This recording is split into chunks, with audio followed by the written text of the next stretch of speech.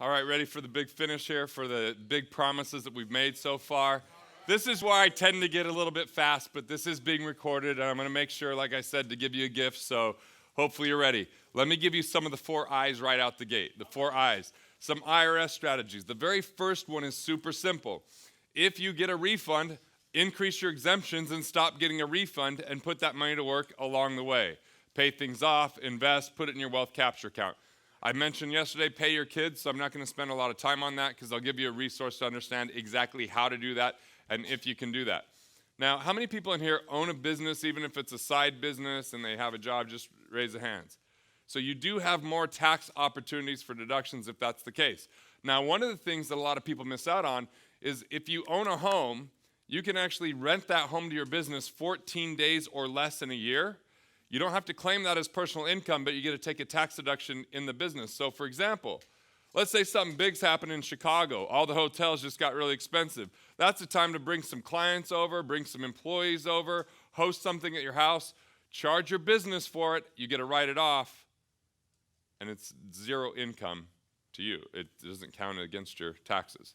So think about it. That's a pretty cool way to write off. So here's the best ways to save tax.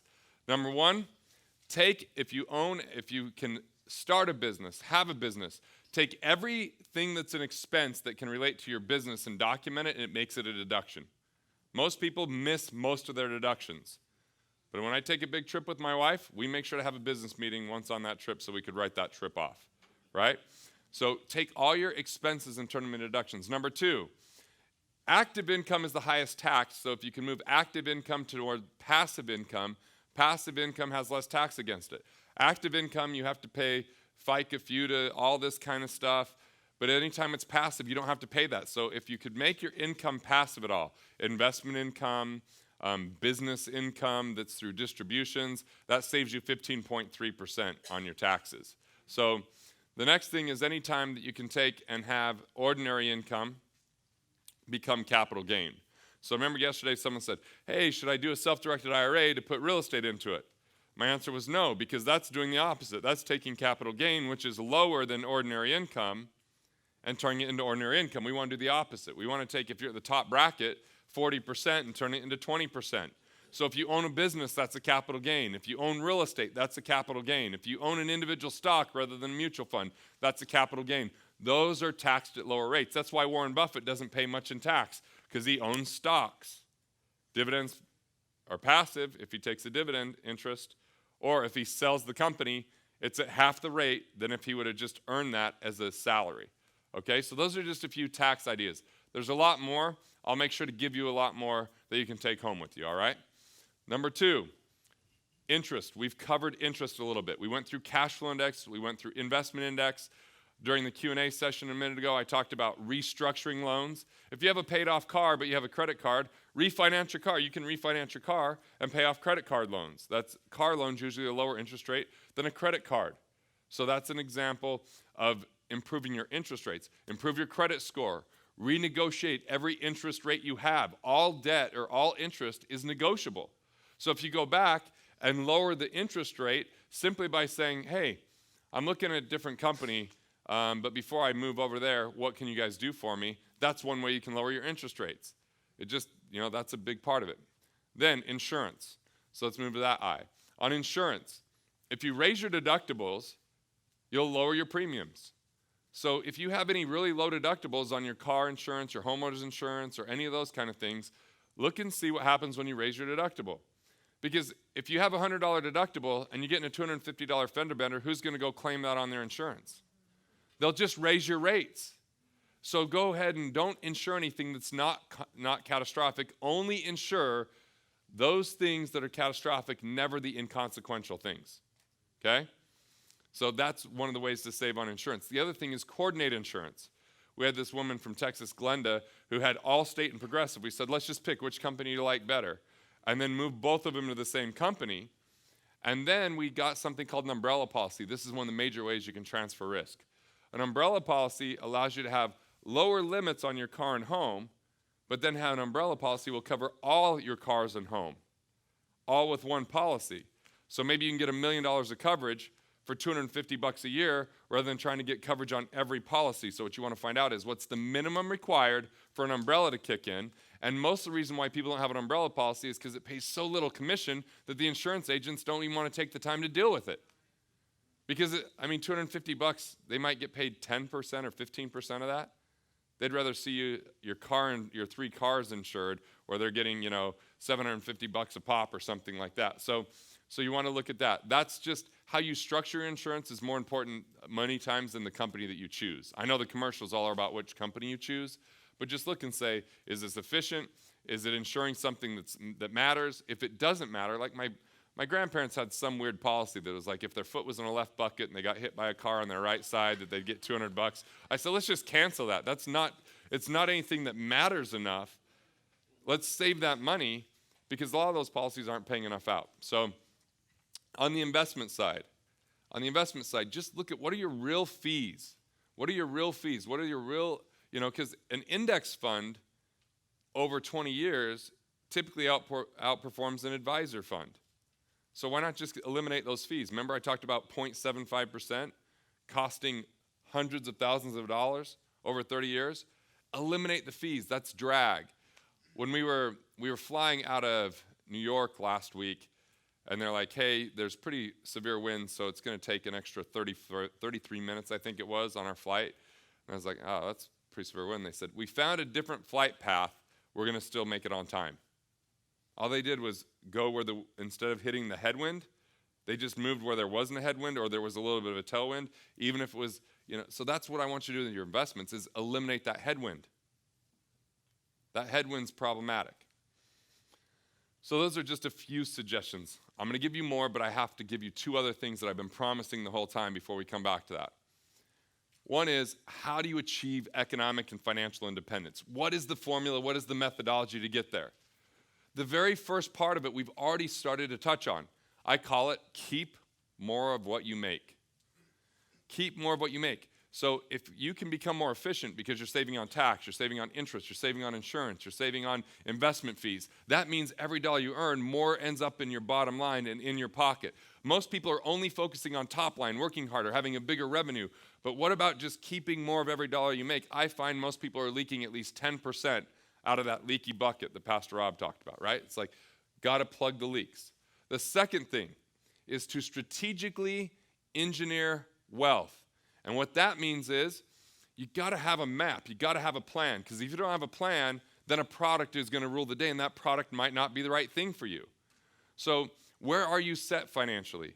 Where are you not set financially? And where do you have financial blind spots? Coming to an event like this, getting a curriculum in your hands to help you with that. Absolutely critical. Because it's, you can't guard against things that you don't know. And that happens in finance. Most of the time, people get devastated or decimated because of a financial surprise that could have been addressed if they just had a plan, if they just had a map. That's what strategically engineering wealth is about. We'll come back to it. The third thing, I've harped on this for the last, day and a half or however long we've been together. Accelerate investment income. Become a cash flow investor instead of accumulating over your life. Instead of just setting it aside, hoping that it's going to get there one day. Turn everything into cash flow. Think more like the bank, like the financial institution that I was talking about. That's key. The fourth one is scaling revenue. Scaling revenue goes back to that expand your means. If you're working inside of an organization, find out a way that you can contribute to the bottom line and get paid for adding money to the bottom line. Take that initiative as an intrapreneur. Don't think of yourself as an employee at the whim of whoever you work for. Think of yourself as an entrepreneur saying, I'm inside of an organization, but what can I bring to this organization that they can't have without me? It makes you irreplaceable, and it shows initiative where now you can make more money. There's so much opportunity in that conversation. As a business owner, this is where soul purpose comes in so big. Because when you really figure out your soul purpose, anytime you're not engaged in your soul purpose, it means you're doing things, maybe sometimes just in the name of saving money. You're doing it because you're going to save money, but you're not going to save money because you're going to diminish your ability to bring to the world what you were really born to bring. And if you're spending all this time saving, you're not producing necessarily. So what I mean by scaling business revenue is find out what you can do that no one else can do and do more of that. I know that is so simple sounding, but when I find I analyze someone that's doing good, they're spending 20% of their time in their sole purpose, 80% of their time dealing with stuff that's a headache, that drains their energy, that they don't want to be involved in, all because they're trying to do everything themselves. But prosperity is not a do-it-yourself game. It requires a team. And there's things that you absolutely hate doing that there's other people in the world that are sick enough to love to do those things. Yeah. Brigham City, Utah. There's a guy that's in charge of the sewage treatment plant there. Now, when I wrote Killing Sacred Cows, the New York Post said, well, if everybody followed Gunderson's advice, no one would be a garbage man. This guy loved his crappy job, his literal crappy job. He talked about it. It was like insanity that he actually loved it. But it's like, great, he's a different breed. Let him love that, right? Because I don't love that. I don't love organizing my garage, but the woman that organizes my garage, she spends extra hours than what I paid her for because she's actually enjoying it. And I'm like, did we need to alphabetize certain items in the garage that I've never used? Like the toolbox doesn't get used very often by me. I know that's a shock to some of you. And even if I was really good at using those, I'm not going to let people know that because then they'll expect me to use those. And there's other people that are willing to do that work because I want to scale business revenue. Because if I spend that time focused on honing in my gifts and skills, writing books, speaking, creating content and courses, that's what I love doing. That's what I'm charged up by. I never go tinker in the garage. Some people like tinker. I don't tinker there and go, well, that was a great hour just spent in my life. I'm like, why? This was painful. I'm not good at this. Why don't I hire it out, right? So find out your sole purpose. It is your most insider advantage. See, in the book Money, written by Tony Robbins, he interviews like 15 billionaires. And the problem with him interviewing these billionaires is they all have major bias. This is kind of a theme of what we're talking about here. He interviews Charles Schwab, and guess what Charles Schwab tells everyone to do? Put your money in discount brokerage accounts. That's not how Charles Schwab made his money. He invented discount brokerage accounts. So you're not going to become a billionaire by listening to that. Or then they interview Bogle, and what does he say? Index funds, because he invented index funds. And the list goes on until we hit Mark Farber. And Mark Farber says, if there's only one piece of advice I could leave and translate to the next generation of my heirs, it would be find out what you can do that only you could do, that you do very best. It is the most insider advantage any of us has, and build something around that. And you know what? That's why most financial books will fail you. They won't talk about that. They'll talk about scrimping and saving and sacrificing and delaying and deferring and constraint and scarcity and have you feel like that to the point where you despise finances because it doesn't resonate at your core. Because it doesn't have to do with giving and serving. It has to do with scrapping and saving. And you're not going to save yourself rich. Now, it's important not to live outside of your means. That's good counsel. But we want you to expand your means. This is the game changer. This is how people achieve financial independence right here. Now, the fifth one, I've talked about this throughout this too. It's make it count. When you're up to something, when you're saying, what is my sole purpose? And you're investing in that. When you're saying, what is my legacy going to be and why does that matter? And you get jazzed up and fired up about that. When you're engaged in the right conversations, because here's the thing, poor people are engaged in poor conversation. The conversation of the poor is complaint, pointing fingers, talking about the trouble in the economy and the problems in the world. But wealthy people realize all wealth is built through committed conversation. And I say committed because the wealthy are talking about ideas. They're talking about solutions. They're talking about relationships. Now, if they complain, it's a committed complaint. It's fleeting. It's a venting. It's not the way that they live their every moment. So Make It Count says, how can you make a scorecard in your life that matters? I have a scorecard every day. It says, okay, I write in my 5-minute journal. My 5-minute journal is, what am I most grateful for? 3 things. What are 3 things that would make it a great day? What's a declaration of who I am? Then, at the end of the day, what are 3 things that were great about the day, and what's one area where I could make an incremental improvement? By doing that, that's part of my scorecard. That's not exactly dollars, but it leads to dollars, so I check that off, just like it's a bank account, right? I make sure to write a handwritten thank you note, because you know how many thank you notes people get handwritten per year, on average in the U.S.? 3. How many emails did you get while I said that? 3. So, You want to make a difference? It's shown and been scientifically proven. When you handwrite something of gratitude, your level of happiness increases. And guess what happens to the person who gets it? They feel appreciated. You know what appreciation is? An increase in value. They have a better recognition of who they are because of what you've brought. This is all about making it count. Like when you think about the world in a legacy, like you could change your family's financial future with the choices you make, you engage in the world at a different level than the minutia that does happen along the way. Your vision always has to be bigger than the problem at hand, because as soon as the problem's bigger than the vision, that's when people crumble, and that's when they go bankrupt, and that's when they give up. If you are the type of person that looks back and thinks your past was brighter than your future is, that's a depressing moment. But let's go back to the quote that Pastor Rob put up here, right? Which you can right now choose to be the person that you always wanted to be, right? That's heavily paraphrased, by the way, as you know. So what are you going to create? See, people that are poor talk about their circumstance, talk about what people have done to them, talk about why they aren't successful, use plenty of excuses. People that are wealthy, it's not like that they were frolicking in fields and everything was just handed to them and they were in nirvana and floating around and like spiritually enlightened in that second and they got everything. No, they just react to the situation totally differently. One says, what can I learn from this? And you know what? Some of the wealthiest people became wealthy because of their hardship, because that's what they got passionate about. Some people let the hardship crush them, and they're still telling the same story. But what I want you to all recognize right now, the pen is in your hand. It's in your hand. You get to write that story. The make it count is writing a story that matters, having a vision that matters to you. Not a vision like when I walk into most financial institutions that says, we're going to be the best customer service and we're going to do a great job and be blah, blah, put me to sleep, doesn't matter. I'm talking about a vision that says we're going to land a man on the moon and put him safely home within this decade. I'm talking about a vision of 1 million people financially independent in the next decade.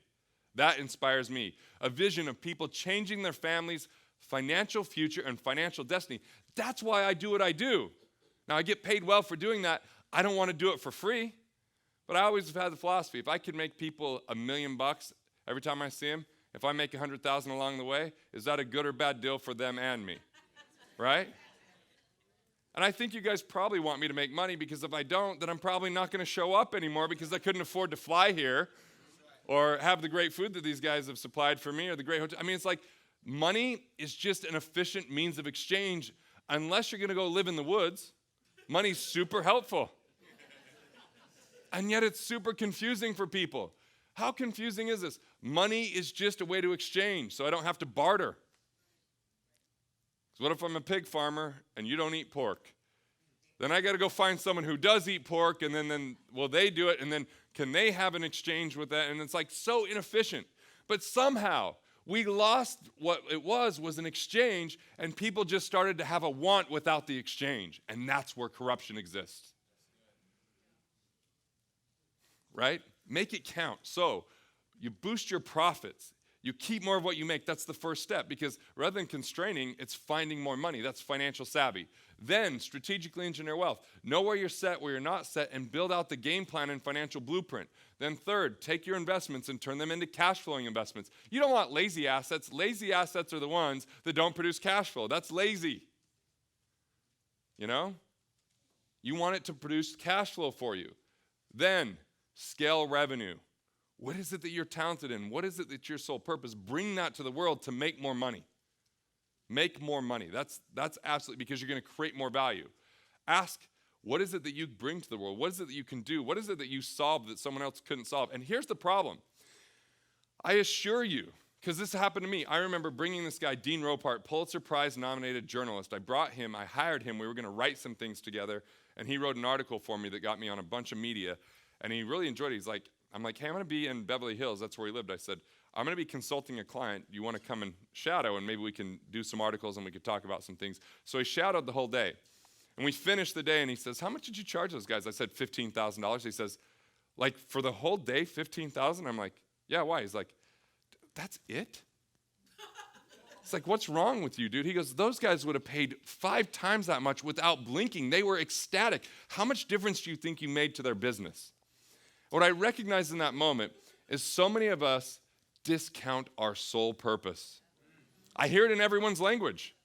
I hear it. You do something nice for someone and they thank you and you say, no big deal. No big deal. It's just my greatest gift that God gave me that I expressed. No big deal. No big deal. Don't worry about it. No. What you just did was discount yourself. I learned this really quickly. Mick knows this person really well. Her name's Marcy. So Marcy was getting a divorce, had 2 kids, and had heard about what we do. And when she came to one of our workshops, she's like, I can't afford what you guys do.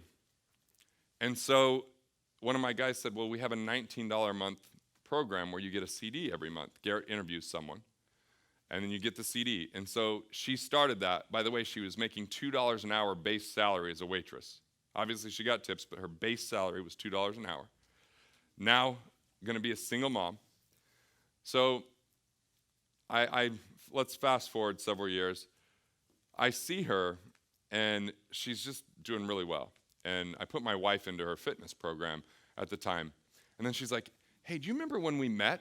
I'm like, yeah, I interviewed you on my radio show and on my TV show. She goes, no. She goes, what you have to understand is I listened to your audios every day for 30 days until the next one came. And I listened to that one every day over and over. And she's like, it was transformative for me. The first time we met, she goes, I walked up to you and I got nervous and I shook your hand and said, I've heard your voice. I was like, and I don't remember the interaction because it was just weird. I was like, okay, I don't forget that, right? I just remember the Marcy. So anyway, last year I'm at an event just attending and she's speaking. And I'm like, this is so cool. So I hadn't seen her for a while. She's speaking and she's telling everyone in the crowd that her newest clients are the Waltons, and she charged them $500,000. And my first thought is, I've never charged someone $500,000 and she hired me. What is wrong with me? I'm not seeing my own value. So I immediately wrote her a note and I said, you need to protect your assets. And I think I know someone that can help you. You should hire us. And then when I told her our price, she's like, is that per month? And I was like, no, that was the annual fee. And I was like, okay, I get it. I'm not recognizing my own sole purpose here, right? That's what happens. We're all guilty of it. We're all guilty of it. If you could recognize the value of your sole purpose, because even though it comes easier to you than other people, it's kind of like when the story of Picasso making a sketch at a lunch for someone, and they said, how much will that be? And he said, $10,000. And they said, but that only took you a few minutes. He goes, no, that took me a lifetime. You just saw the last 10 minutes, right? That's what you have within you. So that's the 5 ways to create and manufacture financial independence, economic independence. Financial freedom is a state of mind, but economic independence is a formula and a platform. Now, I'm going to take you through the formula that has been a game changer for me. Remember I mentioned Rich earlier? So yeah, Rich, let me tell you about my first interaction with Rich. I bring him on my radio show, and he says, I started my business. He just started a new business. He goes, with nothing but $5,000, and we just sold it for $1.8 million 13 months later. And I said, I can't believe you'd lie to everyone on the radio. And this guy is just a good, solid guy. And he just looks at me. We're on the radio. And he's like, I hate you. I could just see the look like, what are you doing? And I'm like, no. You didn't have just $5,000. You had a lot more than that. He goes, no, I'm telling you, $5,000. I'm like, who's your first client? Who's your first client that hired you? He goes, I don't know which name he goes by now, but it was Puff Daddy, P. Diddy, Sean Combs, whatever, right? So that was his first client. I'm like, oh, how did you know him? See, we have this amazing amount of capital we don't even recognize. So I'm going to come back to that story. But who in the room wants more financial capital? Okay, so if you want more financial capital, there is a specific formula that is going to demystify and simplify once again for you. There's 2 more precious forms of capital that create all financial capital. The first form of capital is mental capital. Mental capital, it's ideas, innovation, knowledge, wisdom, systems, tools. Mental capital. We're in a world today that if you don't know much, it is a harsh world. But we're now in a world that if you know something, You can get paid no matter your background, male, female, race, because there's 12-year-olds that are making money on the internet because people don't know that a 12-year-old's the one that's putting it out there, because it's just like, we're just going, you can offer this, and it's not about being the strongest or the biggest or having the bigger bat or more guns about all this kind of stuff. It's about who can bring the most value to the world, and most people just need to hone in their mental capital in alignment with their sole purpose to create the advantage. Then when you take that mental capital, have you ever met really smart but totally broke people? You know what happens with those people? They miss the other side of the equation. And this part is this is the secret sauce, because this is where there's so much wealth stored for all of you. I know because you're here. It's relationship capital. Relationship capital, people, networks, organizations, mentors, customers, family, friends. And Pastor Rob rocked my world the first time I came here with this sentiment where he said, look, who you spend your time with is instrumental, but the one that is most instrumental is the ones that you don't spend your time with.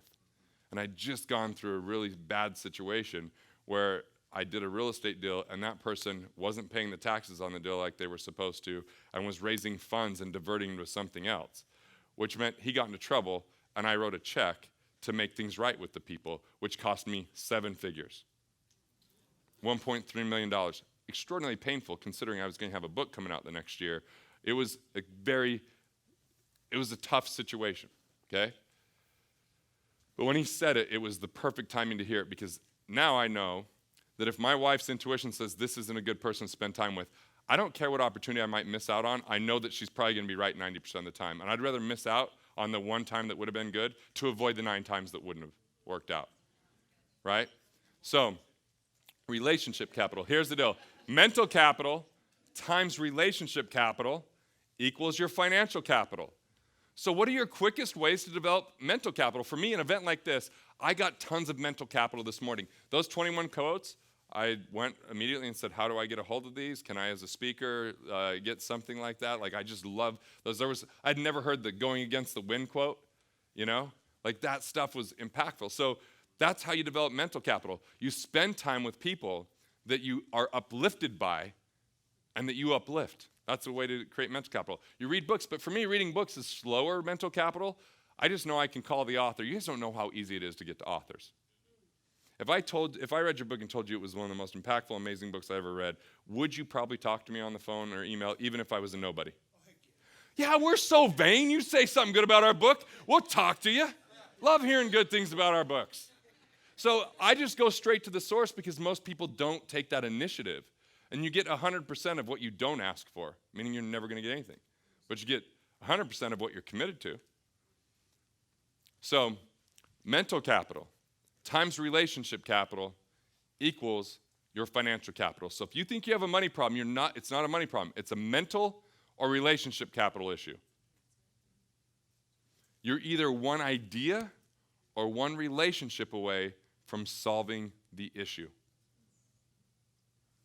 And by the way, if you can write a check to make the problem go away, it's not a problem. I'm not talking like mafia style there or anything either. I'm just saying, I'm going to hand out something that at first isn't going to look like a gift, but I think that you're going to find this can be a gift. So everybody just kind of, if you start handing out these forms, getting them to everyone. Since I've been here last, I had a huge epiphany in my life, which was I'm not impacting and reaching enough people. We were working with a lot of people one-on-one, and so I acquired a firm. I bought a firm that had writers and marketers and video, and I just said, I want to reach more people. And I started dedicating myself to how can I be better on camera? How can I convey messages more simply?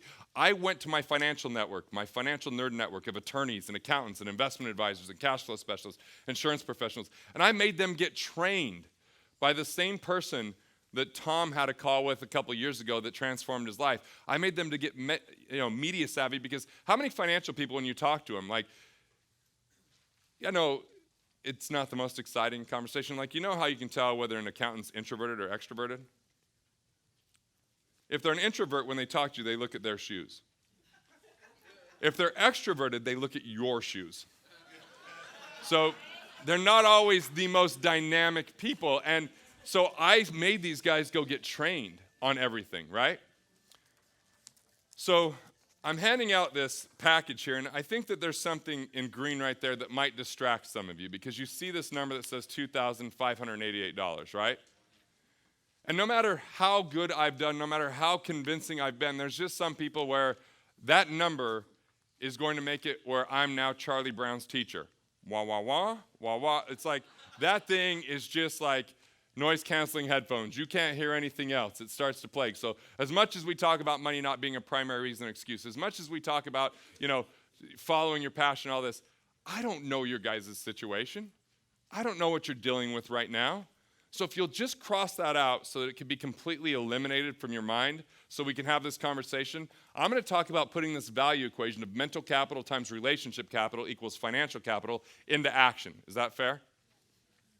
All right. So here's what's cool. I actually brought 9 of the audios that Marcy got that she listened to every day. I brought 9 of them. Anybody want these? Okay. I brought more than just this package. That's the good news, because a lot of hands just went up. All right? So I brought physical copies, and you young millennials, there's a thing called CD players that you can put them into. If you're not sure, ask your grandparents, and they'll show you how to use it. Our CMO, I was like, hey, I got this DVD I want you to watch. He goes, I don't have a DVD player. I'm like, you're 30 years old. You don't have a DVD player? He's like, no. So we had an intern, and I said, hey, here's a good DVD set for you to watch. He goes, I don't have a DVD player. So I had to get him I had an extra DVD player, so I gave it to him. Here you go, Callahan. But so anyway, let's walk through this, because I gave you everything I could with the time allotted. You guys have to get back to work, you have to get to church, you got things going on. So I want to be able to have you take me home with you. So the first thing is this curriculum for wealth. I spent 16 months filming the curriculum for wealth. I distilled it down to 25 videos, which are 5 videos in every category to get financial independence. So I didn't cover strategically engineer wealth nearly as much as I think you guys would want me to, right? Now you have 5 videos just on strategically engineering wealth, right? 8 to 12 minutes. I kept them as succinct as possible. It's kind of like Mark Twain said. He said, sorry, this letter's long. I didn't have time to write you a short one, right? Because that's what it's like. So it's like tough to make it really punchy, direct, entertaining, engaging, and at the same time make sure you're learning. There's workbooks. I will have to admit, I spent too much time rewriting transcripts when we transcribe this, because I know some people like to read. Some people we built this all on our own platform too, because we hired a guy from Apple. So it's the most elegant platform for you to listen to the audios or watch the videos or download the transcripts. It's awesome. You can track where you're at or whether you're on to the next section. So 5 videos in every section, including legacy. There's 3 videos on how to do a family bank, because I know that was one of the things that came up as a question that I didn't even get to. 52 issues of build. This is a weekly publication that shows up in your inbox, and my entire intention in creating it was in 30 minutes or less, you have a financial breakthrough every week. So everything I'm talking about, you're like, I wonder how I save tax on that thing that he talked about. Great, there's an article that gives you the step-by-step how-to. Is that valuable? All right. Then, cash flow banking package. Just earlier this year, it was so crazy because I don't think the government wanted me to put this out there, because I'm admitting this on camera in front of all of you. I don't even know how this happens when you're my age, and I think it must have been my kids, but I got freaking mono in January. Seriously, isn't that like a kissing thing for teenagers? So the first day I show up to film, Mick's like, no. You look white as could be, as a ghost. Even if we put makeup on your face, there's something wrong with you, go home. The next week I lost my voice. The week out, it took us forever, but this is 42 videos on how you do exactly what the Rockefellers did to implement your own system to rig the game in your favor. It's been my never fail me strategy I've been using since the time I was 19 years old. It's how I bought the businesses. It's how I've purchased vehicles. It's how, I'm financing things for my family members. So that is absolutely there. It's your answer to never have to budget again with all the details involved. And then, this was the harder piece. This is the accredited network vault. The accredited network vault was me going with 14 different people in my financial network. See, the thing that let the Rockefellers succeed from generation to generation is the Rockefellers had the right financial team around them. When I interview people, I ask them who's on their financial team. I'm like, that would be like going and playing a football game with 4 players. You're never going to win. You can't have just a few pieces to that puzzle. You need the whole puzzle, otherwise there's holes like Swiss cheese, and that's where the leaks come from. So this has been a decade of work to find this network. The best attorneys, the attorney I've been telling a few people, this is the guy that, his grandfather was Frank Sinatra was his client, and Walt Disney and all these people. This is a guy since he was 11 years old, has been analyzing, researching, and becoming the attorney that he is today. He only takes on new clients if they're a billionaire, which I think is snobbery, and I tease him for it, or people I refer to him, because 10 years ago I knew he was a rising star. I said, I'll send you every single one of my clients to you as long as you'll promise to always meet with them for the rest of your life. And I knew he was starry-eyed. He's like, we've sent him thousands of people, so he still meets with our people when we send him over. Kind of cool, right? Now he's an attorney that is a great and articulate and entertaining speaker with self-deprecating humor, which I like. He's 2 of the videos on here. So how do you set up an estate plan so you don't have to pay taxes in the future unnecessarily? How do you set up an estate plan so you can move generational wealth from year to year and generation to generation? On that, I interviewed the CPA. We go through 40 strategies. While I was filming with the CPA, I had to shut down the filming twice because there was 2 things I wasn't doing at the time. And I was like, why didn't you tell me this? And I meet with him every quarter. There are so many strategies out there. That's what I learned when I had him on there. I have how to improve your credit score, 2 credit experts. We filmed it in the middle of my office. When we stopped filming, the administration people start coming up and asking questions because it's like, oh, and then I do what and what? I mean, it's awesome. So I interview an investment advisor. You want to know how to do the self-directed, what your other options are, what to do 401k? He's on there. 14 different financial people with, like I told them, if you could only talk to someone for an hour, what's everything you would teach them if you could never talk to them again? That was the premise. So it is just poignant, all right? Now, the Wealth Producer interview series is what Marcy listened to back in the day. The very first person I ever interviewed for this was Dennis Waitley. The Psychology of Winning is the 2nd all-time best-selling personal development CD. Taped when it came out, 8-track even before that. And then, some of the people on here like Kim Butler was one of Robert Kiyosaki's financial advisors. Ron Zeller got cancer at age 65. 9 months after being diagnosed with terminal cancer, he ran the Wasatch 100, which is a 100-mile foot race that they call the Heaven and Hell series because you go up to the peak of the mountain, then back down. Thousands of feet of elevation change all the way through, 100 miles won. By the time he was 76, he was the powerlifting champion. He said, if I live long enough, I can break every record there is because I'll be the only one that shows up for the competition. But what he teaches in this is how do you create an impossible game? How do you create a vision beyond what you're capable of doing on your own and actually achieve it? Then he talks about what are the quickest ways to get that achievement through accelerated techniques. Dan Sullivan, my original coach for 7 years in the business world, phenomenal guy. He teaches something called unique ability, a huge insight to how to find your soul purpose. Profound. He's the one that had me take more time off. And when I was a workaholic, they said, if you don't take 48 days off next year that are not weekend days, you can no longer be a client.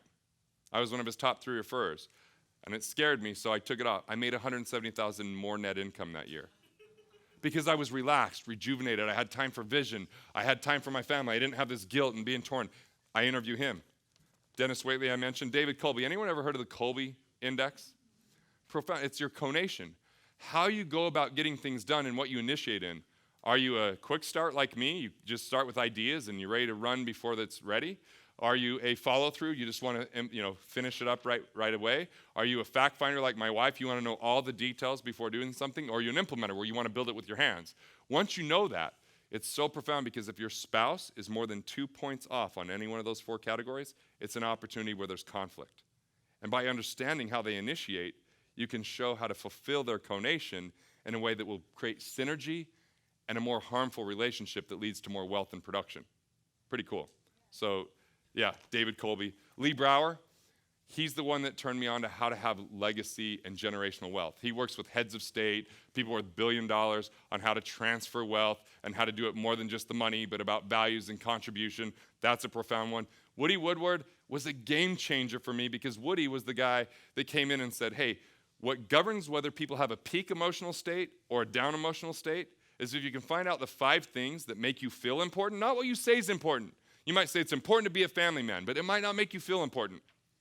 What might make you feel important is acknowledgement or accomplishment or growth or, a number of things. It's different for everyone. But when you can find out your 5, now you can set up your day to make sure 2 of them are being met every day, and you'll always have peak experiences. If you have more than one offended, those are the down days. But if you can now recognize that and know how to turn that around, how much quicker do you move to abundance and leave scarcity? Pretty cool, right? John DeMartini, anyone know who John DeMartini is? I mean, this was a guy that I brought on my radio show, and after an hour, I was like, he did not hold back anything. There was no I'll tell you later. There's no, if you buy my stuff. It was just profound. And he's got this DeMartini method to help people break their patterns that are destructive. Identify the destructive pattern that's hidden from them and eliminate from your life. Imagine that subconsciously, whatever's sabotaging right now, if you can get beyond that. Those are the audios I included in here. Plus, I have a DVD that never got released because when I did Killing Sacred Cows, I wanted to include a DVD with it. And what they told me was, we can't do that because of book returns. So, you guys are the first ones that get a shot to see this DVD. So it's summing up the 9 most financially destructive myths that are all subtle, that once you recognize, you'll never be swayed negatively by them again. Pretty cool, right? And then, just to show that I've grown since I've known Pastor Rob and he's made an impact on my life, I gave you something that I recorded before the first time I ever came here. I will admit, slightly arrogant, a little bit mean at times, but funny. So, I put in an audio called Dispelling Money Myths because Money Magazine had an issue where when you opened up the magazine and you unfolded it, that it said, your roadmap to retirement. And here's what it was. Don't hire someone to mow your lawn, mow it yourself. Hey, there's good cameras, buy one and never go to a photographer again. It was all about cutting other people out of your life and saving everything. So we just made fun of it the whole time to get our point across of saying, no, because if you're doing all this, you're neglecting your sole purpose. Right? And so I think it has a profound message. I laugh a lot, and I just wanted to get it in your hands because I really thought, because I've gotten to know this community a little bit over the last few years, and I thought, what would be the most impactful ones of all the ones we had? And I bought physical copies of them for you, okay? Now, thank you. That's a lot of mental capital, right? But I want to add relationship capital here. I want to build a relationship with you. So I'm going to make sure that you can talk to someone on our team on the phone for a cash flow overview to find out, where is your money leaking? Where can you increase your cash flow in your existing situation? Get your questions answered, because I know there were a lot more questions than we got to. So you can get on the phone with them, and the good news is you don't have to send your Social Security. You don't have to tell us all your, you don't have to send in your documents. It's a judgment-free zone if you're feeling like you should be further along. Anyone here feel like that they're further along than they could ever imagine? I mean, most people feel like they should be further along, right? So you can't be embarrassed about that, because shame and embarrassment hurt people from getting what they want here. I call it, no one wants to get economically nude. You know? It's like a Seinfeld episode. Anyway, so we said that at lunch today. So this is the package plus the relationship capital. So the mental capital plus the relationship capital, all designed to improve your financial capital, to get your money blueprint right, to get your money map right. Now, what would be a generous amount if I said, hey, if you did this amount, I'd give you everything? Oh, you get nothing that you don't ask for. So if that's, the problem with free, this is the problem with free. Have you ever got something free that you had really good intentions with, but no skin in the game? I wouldn't do that disservice to you. But I'll do something that I think you'll really love. Whatever number you put down on there, I'll honor. Because you're all in different situations. And this has a different value to all of you. Value is perspective. You know what we teach. You know what's here. So you get to write it down. Now, here's the thing. Some of you don't want me to see what number you write down. The good news is I'm only going to know one person's number. The person that does the most. Because the person that does the most, they get to come spend some time with me. Well, I've done this before where I went and did a client appreciation talk for someone. I've done it where I went and put someone in our TV studio and filmed with them. Another time where I just sat down and helped them through their entire financial picture. Another time where I just let them come and attend one of our VIP events. Whoever does the most, I think, should get the most reward. You know, that's the way the world works. And then I'll get to know them, so they'll buy into some relationship capital. I found the quickest ways to build relationships is you write checks, you know. I've met a lot of pretty cool people. I was just like, oh, they have a charity dinner. I'm going to have dinner with Elon Musk's brother, who is worth hundreds and hundreds of millions of dollars. He actually has his own restaurant, several now that are open up, but one in Boulder was part of PayPal when they started that whole thing. It was a $500 dinner. I'm like, that's a cheap way to get to meet someone that's ultra successful. And if I learn just one small thing from them, it can have a major impact in my life. Now, some people, like whatever you put, I'm not going to know. So it's judgment free. It's a gift. The only way you lose in this is if you don't write down something. If you don't do some amount, you miss out on all this, okay? If you want 2 packages because you each want your own logins and you want your own CDs, that's fine. If you want to share it with your spouse, that's fine too. I'm not going to monitor and go, oh, Pastor Rob's, there's 2 people logging into this one thing. I just don't, no. I don't care. I just want you to get the value, okay? But I will say this. There's 2 blank lines here. The first one, I want you to write down cash flow generator. Cash flow generator.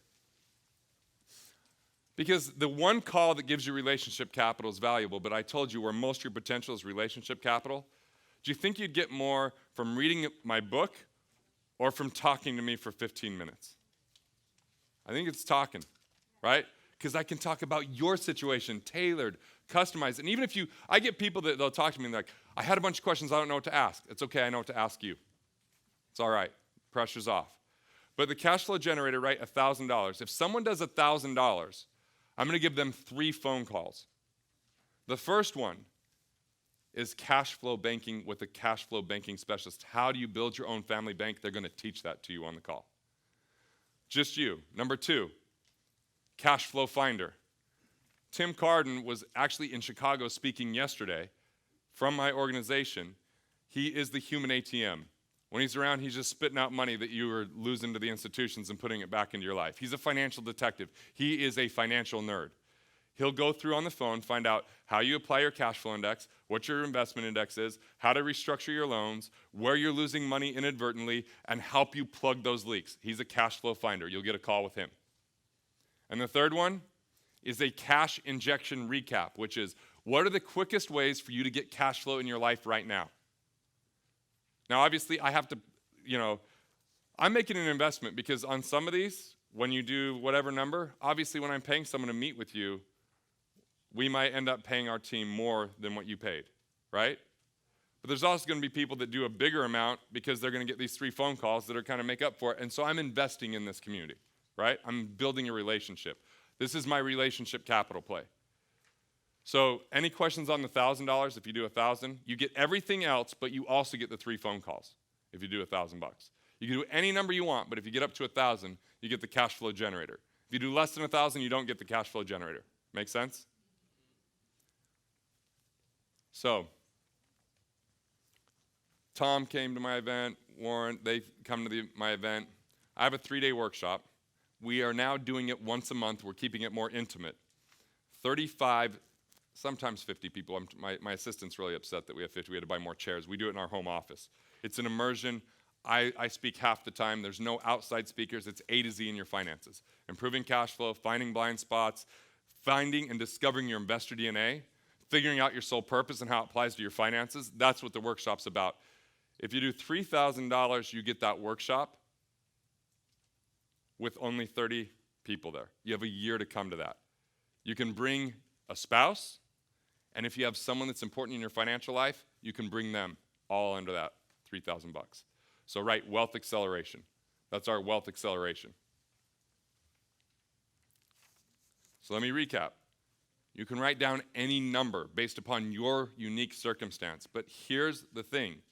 Whatever you pay this, we talked about a match before, a 50% match. So here's the deal. For every dollar that goes in, half of it's going to the church, half of it will stay with me. Okay? Once again, I want to invest right back in to this community and build a long-term relationship. This is my third time back in 7 or 8 years. Pastor Rob and I, we've done webinars. I may have ruined our relationship today. We'll find out. Hopefully not.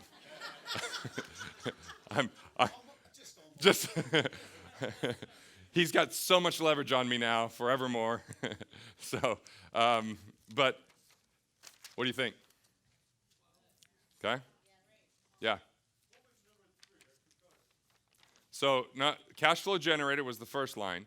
3 one-on-one phone calls. Yep. Cash flow finder, cash injection recap. Yep. And that's just finding out, like, what's the quickest way to improve cash flow and what are the biggest ways to improve cash flow. And then the 3-day workshop in Salt Lake City. So look, when it's really miserable here because it's super cold and the snow won't go away and it's really gray, snow melts in Utah and we don't get the gray skies. So come out and visit us. Other than 2 weeks of the year we get this inversion, I won't hold an event during that time. I'll cancel it and spare you the inversion. But other than that, gorgeous, awesome. And if you like to ski, you can ski. I don't ski because I'm a sissy. I blew out my knee one day, so now I'm scared to ski. So I need to work on it. I need a coach to get me past that. You know, we all have our issues. If yours are finance, I can help you. If yours are skiing, I'm not your guy. So, and then whoever does the top amount, you tell me what you want. I'm in Chicago quite a bit. We could spend some time here. You can credit towards any of our one-on-one stuff. If you do the biggest amount, you want help with your book. I've done New York Times. I've got 3 books coming out in 3 years. I've done self-published. I mean, you name it. Like, I'm just there to help and serve you as a way to give to the person that does the biggest amount. Any questions? No questions? Yeah. I don't know. Ask, can they write the check to the church? I don't know the rules. Yeah, that'd be great. Yep. And then we will give Garrett his check. Write the check to the church, yeah. All right, so this thing right here, is this just a separate deal from, say, like, you giving us that book about the Rockefellers? So that's in the cash flow banking system. So you got to get this to get the book, but once again, you get to name your price. So, yeah. And that's going to be in a mini course and a PDF. The book comes. Yeah. If you're not the biggest amount, are you still receiving the materials minus the three calls? You receive everything, and if you do 1,000, then you get the 3 calls. If you do the 3,000, you get the workshop. Any number under 1,000, you get everything on here. Any number over it, you get everything on here too. Yeah. It would be mean if I just said, well, if you do under this amount, then you don't get the Accredited Network vault. That would just be mean. I'm giving you the whole thing. I want you to have all the resources.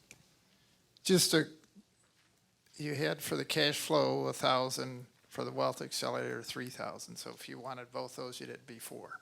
Is that correct? 3 total. 3 total. 3 total. Okay. If you hit 3, you get everything. You get everything on the sheet at 3. If you get 3,001, if you do 3,001, then you have a higher chance, like the price is right, than the person that did 3,000.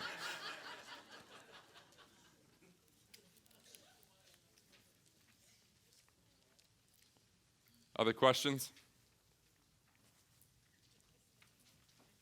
Yeah. So, in terms of the process, does it now's the offer, and once you leave, the offer is off, or Right. is there some opportunity to transfer some money and get that all? Well, to get the workshop or to get the 3 phone calls, you'll be in this. When you do your one-on-one call, you can work that out. I won't take that off the table, but as far as just doing some number to get the main stuff, yeah, you got to do that today. But the other higher-end stuff, if it's not the right timing for your situation, I don't want to put anyone in a bad situation to do this. I want to put you in a better situation. My intention is this is a productive expense. For every dollar you put into here, if I'm not getting you 10 back, then I'm not doing my job. But then again, you have to watch the stuff. There's a partnership. I can't care more about your money than you do. Other questions? Yeah. Okay, so the number that you will honor, regardless how small it is, that's what we put in your total today? Yep. Okay. Yep. I'm telling you, the only way you lose is not handing this in. I am not going to know what your number is. I'm not. Because once they give us the information to provision everything for you, they're just giving us your information. And then when they write me a check, it's just going to be one check and the name of whoever did the most and the amount that they did. So, judgment-free, no worries. I just want to give you a gift. I want you to be able to implement this in your life. Thank you. You're welcome.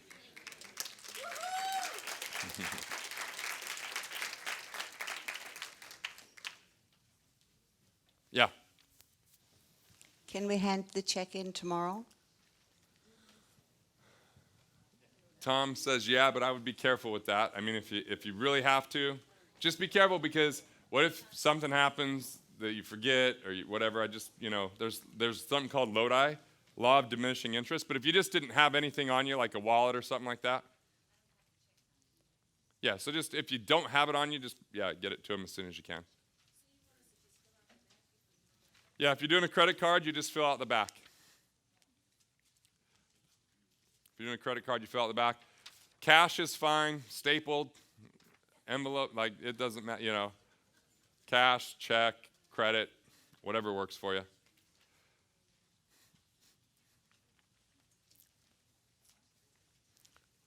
Just so you know, the numbers on there are what we actually charge for this stuff. Garrett, we spoke yesterday. Should Yep. I fill this out or? No, I got a program for you. Okay, I'm Yeah. good. You'll get this stuff with it.